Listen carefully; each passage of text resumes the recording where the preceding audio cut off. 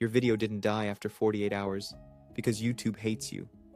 It died because YouTube tested it, and the test results were not strong enough. And the annoying part is, your video might not even be bad. It might have just failed in front of the wrong people, at the wrong time, with the wrong packaging.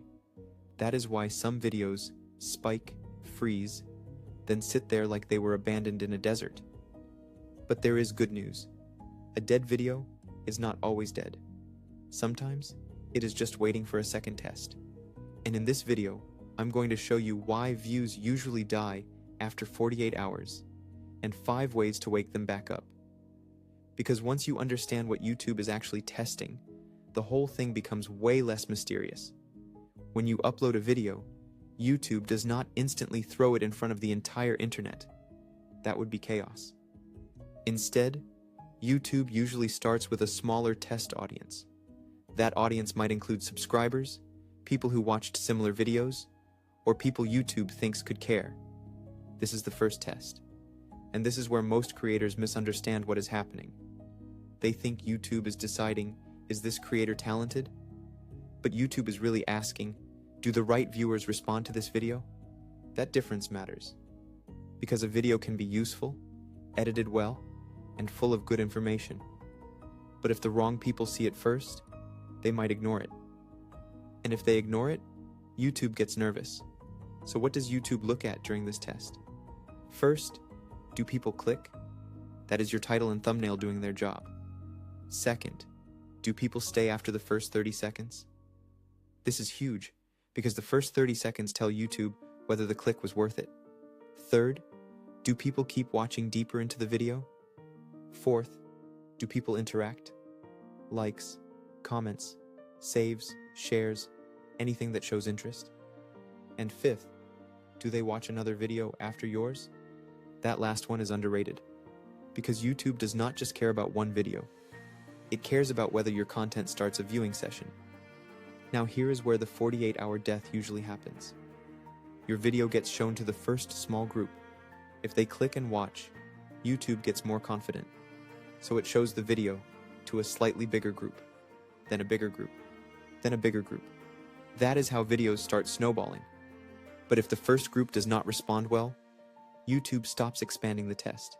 That is when your views go from, finally, this is working, to absolutely nothing.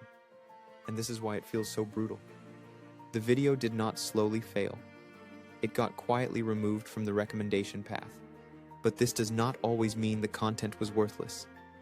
It could mean the hook was weak. It could mean the title promised the wrong thing. It could mean the thumbnail attracted the wrong viewer. Or it could mean YouTube still does not understand your audience yet. This is especially common for smaller channels. Big channels have trained audiences. YouTube already knows who normally watches them, what those viewers like, and what to recommend next. Small channels are still confusing to the system, so your video can get tested on a slightly wrong group, perform badly, and disappear before the right people even see it. That is unfair, but it is fixable. So now let's talk about the 5 fixes. And the first one is boring, but surprisingly powerful. Fix number 1, add keyword-rich timestamps. Most creators either skip timestamps or use lazy labels like tip 1 and method 2. But YouTube can use chapters as extra context. So instead of tip 1, write a chapter like improve YouTube click-through rate. Instead of method 2, write fix low audience retention. You are not just helping the viewer navigate, you are giving YouTube more clues about what your video is actually about. And for a dead video, that matters. Because sometimes the video does not need a full rebuild. It just needs clearer signals. Now this will not magically save a terrible video, but it can help YouTube understand where to place a decent one. Fix number 2, refresh the packaging when the topic becomes timely. Some videos die because they look old, even when the advice is still useful. A title like Best Side Hustles feels generic, but Best Side Hustles to start this year feels more current. A travel video can become seasonal. A fitness video can become summer focused. A creator tips video can be updated around a new year, new trend, or new problem. The point is not to lie. The point is to make the video feel alive again. A new title or thumbnail can trigger a small retest, and sometimes that small retest is enough to find a better audience. But there is a catch. Do not change everything randomly because you are panicking. Change the part that probably failed. If impressions are high, but clicks are low, fix the title or thumbnail. If clicks are good, but people leave fast, fix the hook. Which brings us to fix number 3. Sometimes the best move is to re-edit and re-upload with a stronger hook. This is the fix most creators are scared of. They think re-uploading means admitting failure, but sometimes the first upload was just a bad test. Maybe the idea was good, but the opening was too slow. Maybe you explained too much before giving the viewer a reason to care. Maybe the title promised pain, but the video opened like a school presentation. That mismatch kills videos. So if the video has real potential, remake the first 15 seconds. Start with the pain. Start with the result. Start with the strange truth. Then give the video a new title and thumbnail too. Do not just re-upload the exact same thing and hope YouTube forgets. You need a new reason for people to click, stay, and believe the video is worth watching. That is the real reset. Fix number 4. Create a viewer journey. This is the one almost nobody does properly. Most creators upload a video, then just hope YouTube sends people to it. But you can build pathways yourself. Go into YouTube Studio and find your best performing videos. Those videos already have attention. Now use that attention to revive the weaker video. Add a pinned comment that says what to watch next and why. Put the dead video in the description of a related stronger video. Add cards where the topic naturally connects. Use end screens to send viewers from one video into the next. This matters because YouTube pays attention to viewer behavior patterns. If people watch one of your videos, then another, your channel starts looking less like random uploads and more like a system. And that helps YouTube understand who your content is for. This is why one good video can lift old videos, but only if you connect them. Fix number 5. Use shorts as traffic starters. A short is not just a random little clip.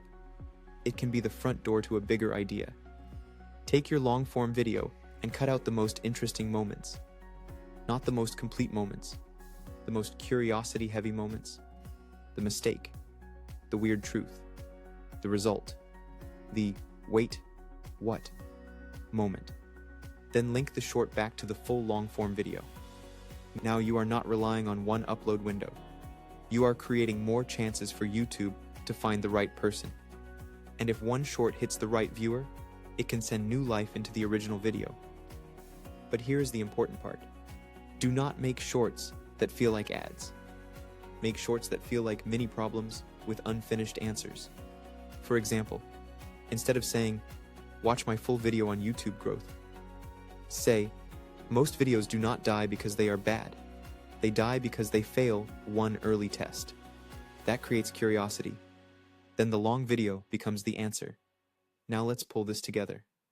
If your video dies after 48 hours, do not instantly assume the idea was trash.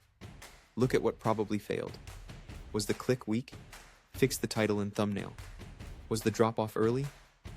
Fix the hook or consider re-uploading. Was the video unclear to YouTube? Add better timestamps and clearer metadata signals. Was the video isolated?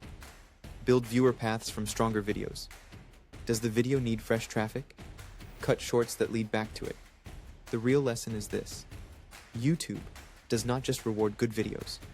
It rewards videos that create clear signals, clear clicks, clear retention, clear audience patterns, clear reasons for YouTube to keep testing. So when your views die after 48 hours, do not just complain about the algorithm. Become easier to recommend. Because the creators who grow are not always the creators who never flop. They are the creators who learn what each flop was trying to teach them. A dead video is feedback. A revived video is proof. And the creator who can improve the same idea twice is way more dangerous than the creator waiting for one lucky upload. So before you abandon your next dead video, ask one question. Did it fail because the idea was bad? Or because the test was bad? Because if the test was bad, your video might not need a funeral. It might just need a second chance.